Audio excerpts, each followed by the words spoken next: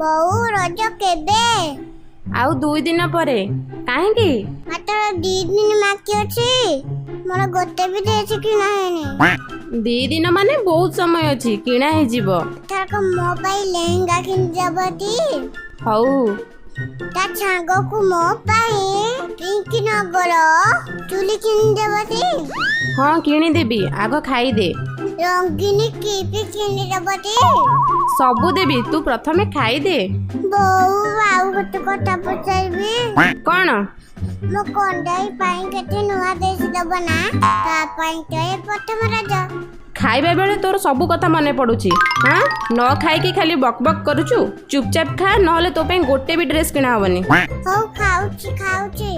ମୁଁ ଚୁଣା ଝିଅ ପରି ଖାଇଦେଲେ ମୋ ପାଇଁ ଡ୍ରେସ୍ ଆଣିବ ଟି? ହଁ କିଣା ହବ।